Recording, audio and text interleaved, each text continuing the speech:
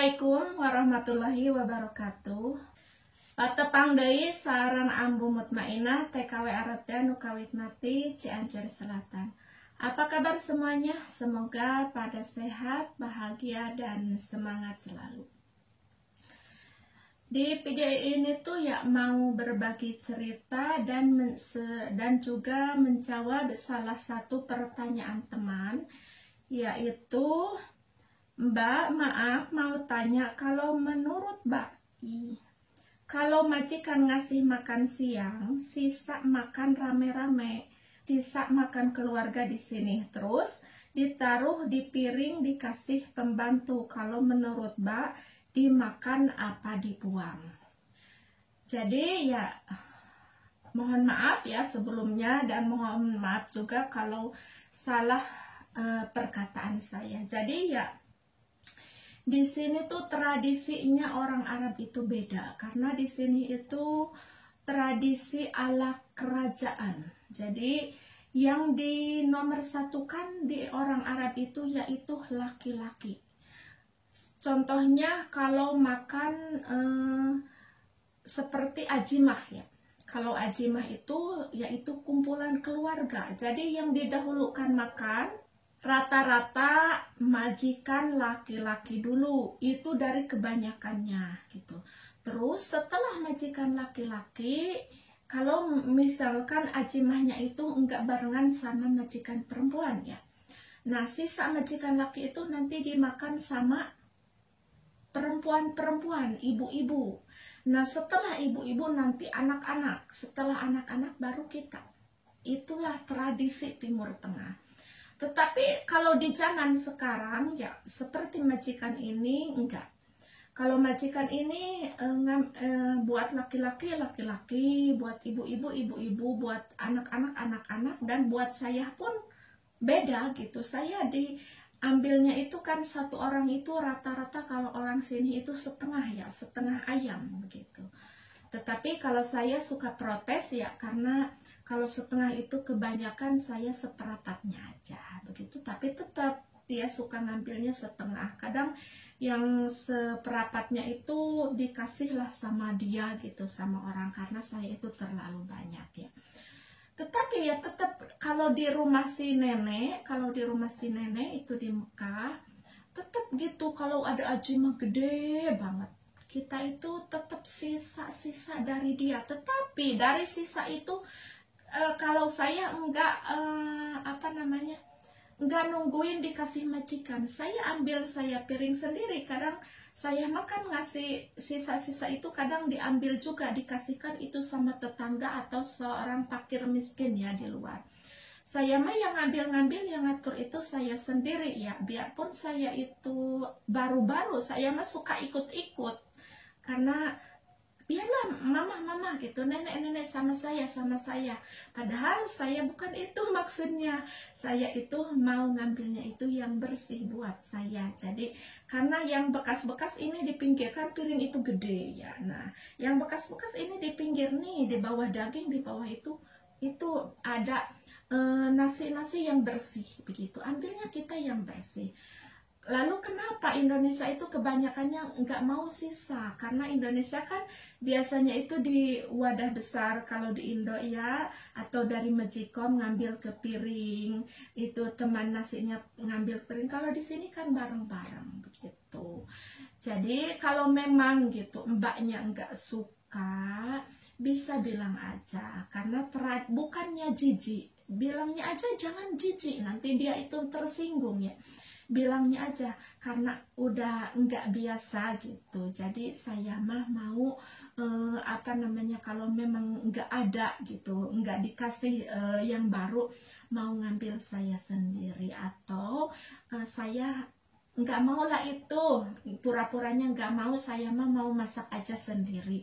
Atau saya mah kalau nggak bisa masak, mau yang baru aja. Harus berani di sini, itu modalnya itu berani. Kalau nggak berani di sini terlalu Kenapa orang Filipina, orang Ethiopia itu cenderungnya dihargai karena dia itu berani. Orang kita mah gak berani, dikasih ini mangga, dikasih itu mangga, dikasih baju bekas majikan mangga. Orang lain kan gak mau itu. Makanya saya pun di sini gak pernah saya dikasih baju-baju bekas, enggak. Dan biarpun beli, saya majikan itu beli itu harus tanya dulu. Saya yang pilih, biarpun saya nggak pergi, nanti dikirim WA, nih mau baju yang mana pilih, yang ini. Ataupun kalau beli dari online pun gitu, saya yang pilih, karena saya mah kalau nggak cocok nggak dipakai. Kenapa? Kalau pertama kan kenapa baju nggak dipakai, nggak cocok, apalagi yang kesini. Masa ya saya kerja pakai baju gaya gitu seksi ya, saya harus menutupin lah sedikit gitu. Dan bagaimana kalau kita itu tip begitu Bu dari saya, biar majikan itu sedikit menghargai lah sama kita. Satu, kita itu memang harus berani berbicara. Kedua, kita dari segi pekerjaan biasakan bekerja dengan ikhlas, senangi pekerjaan, selalu tersenyum, terlalu ramah-ramah, terutama anak. Kalau sama majikan laki-laki mah jangan, majikan perempuan sama anak-anak. Jadi kalau majikan laki mah kita hormat lah. Gimana lah hormat kita sama atasan kalau kita seperti kerja di kantor-kantoran gitu. Jangan cengenges. Itu tip biar kita dihargai. Lalu apalagi kita berpakaian harus rapi. Jangan contohnya ini di sininya di kaki ini, kalau celana udah kerintil, nggak mau yang namanya nyetrika. Nggak apa-apa, Mbak. Nyetrika itu mungkin nggak nyampe 1 menit, 5 menit, setrika biar rapi. Itu ada bedanya, kita itu sedikit dihargai. Dan kita juga harus tahu penampilan. Contohnya, ini baju kan ini gamis, ada warna pink, pilih kerudungnya yang warna pink. Biar nanti kalau majikan juga ngasih baju itu itu. Jadi gitu juga ya. Terus seperti kerja juga rapi, bersih, seperti lemari itu harus tertata rapi, bersih. Itu juga kita itu agak beda dihargai. Dan juga seperti yang tukang masak, jangan masak asal gitu. Ada sedikit dikreasi, mungkin atasnya itu dikasih tomat yang agak sedikit dihiasi, atau dikasih seperti lemon yang sedikit dikasih hias-hias, ataupun kalau bikin salatah atau salad ya sedikit agak beda dengan punyaan teman atau yang dibikin majikan, biar kita itu agak sedikit dihargai. Dan dari masak itu dari hari ke hari itu jangan gitu-gitu aja, harus ada peningkatan perbedaan begitu. Dan juga kita pun harus makain anak juga. Kalau misalkan ya anak itu kotor, jangan nunggu kita itu nyuruh digantiin. Kita harus tahu itu anak kotor, bersihin. Anak itu mungkin ada beraknya ataupun ada kotoran kencingnya, ganti, jangan nunggu disuruh. Seperti WC apapun, bersihkannya itu sempurna. Kalau kita sudah terbiasa semuanya itu enggak bakalan berat, karena kalau sudah bersih-bersih ya besok-besoknya itu ringan-ringan karena sudah bersih. Tetapi kalau dibiasakan jorok terasa berat, dan kalau kita pekerjaan tidak disenangi juga, kita itu akan terasa berat. Jadi kita itu utamakan kebersihan diri, kerapihan diri, kebersihan dalam bekerjaan, kerapihan, dan juga yang lain-lainnya begitu. Itulah tips supaya kita itu agak dihargai majikan. Dan seperti cara duduk, cara makan, itu juga kita itu harus ada tata caranya, kesopanan. Dan tentunya selain kita bekerja yang baik, kita juga jangan lupa perbaiki ibadah kita, perbaiki sholat kita, terutama sholat awal waktu. Dan sebelum bekerja pun kita biasakanlah Allah dulu yang diitukan. Contohnya melangkahkan, kalau bangun tidur pas siap kita masuk ke dapur, contohnya ucapkan Bismillahirrahmanirrahim, Allahumma sholli ala Sayyidina Muhammad. Biar sepanjang pekerjaan itu jadi ternilai ibadah. Dan juga setelahnya mungkin kita itu, dan jangan sampai ya kita itu menunda-nunda ibadah. Karena kalau kita menunda ibadah, kalau kita di sini ada masalah, karena masalah itu kita itu tidak tahu datangnya kapan. Jadi kita itu harus berhati-hati.